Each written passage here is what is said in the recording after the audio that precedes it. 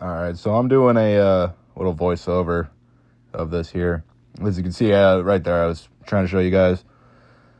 There is a spring clamp on the brake caliper. It goes below the bracket. You just pop them out with some, pliers, just regular pliers. You're going to grab the part where it kind of pins in. You see here, I'm pointing out where the bracket bolts are. I believe it's an H7 for your caliper slide pin bolts on the front. You see here, I'm grabbing a pry bar and I'm showing you. You go ahead, you put your pry bar tip in the threads there. It will not damage the threads. You just kind of press them out a little bit so that way you can get those slide pins up out of there so they're not bumping into everything, causing you a headache. And the other one, you can't really see it besides going down from underneath, so you're going to have to kind of either lay down on the ground for it, whatever you need to do. This is an easy DIY, so try to accommodate y'all. I know I have a lift. To be able to get the caliper out with the brake pads, you can see that's the inside brake pad there with the brake wear sensor. To be able to get it out, you're going to have to kind of pry around with that rear brake pad or the inside brake pad because it's attached to the caliper piston. Therefore, it's kind of a pain to actually pull off if you don't free up that inside pad. So, see here, I took off the caliper bracket. You really only need to clean it. Don't need to grease really anything here. Slide pins should be greased. You see here, I'm using a impact driver. It's a T30 Torx 30 bit that holds on the rotor. See here, I'm grabbing a lug nut. I'm going to thread on that lug nut, or I guess lug bolt. And the reason we're doing that is because I'm about to beat the shit out of this thing.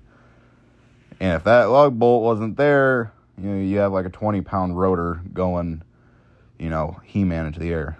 Moving on to the rear brakes and rotors, very simple to do.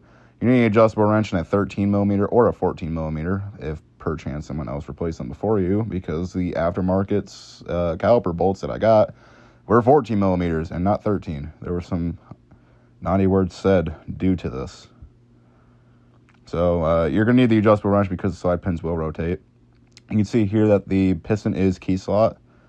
That is a M14, I believe. I could be wrong. It might be a M12 triple square for the bracket bolts, and you will find them kind of inside of the spindle area. If you look right behind where you took out your caliper bolts, obviously not on the caliper, on the bracket. They're kind of like right there by the axle, and they are tight. They are really tight from factory. They have Loctite on them, so lots of use there. You're going to want to pick up one of these tools. They are a wind back tool. These are threaded. I tried collapsing the piston without it. Did not work. They are threaded on the 2017 Audi Q3. So yeah, you're just going to go ahead and you're going to tighten that little nut up to where the backing plate of the tool makes contact with the little jaws of the caliper there. As you can see, I'm trying to demonstrate it with one hand. It's not very easy. And the little nubs on the adapter for the tool, it's a 3-prong adapter, will go into the piston and twist. And then here you can see I am just simply demonstrating what everyone should do. Clean out all of the dust and grime out of your brake caliper bracket where the pads slide in. The pads on this are very simple. You just kind of pop them in their groove, press down, and shove them in. They have little spring hardware attachments already attached to them. And, of course, you need to grease your slide pins. I'm sure I'm going to do a lovely demonstration of that. And it was required during this brake service. I did not show it, though. Brake Clean is recommended to spray on the rotor to get rid of any anti-rusting material, which anti-rusting material typically has some form of oil in it.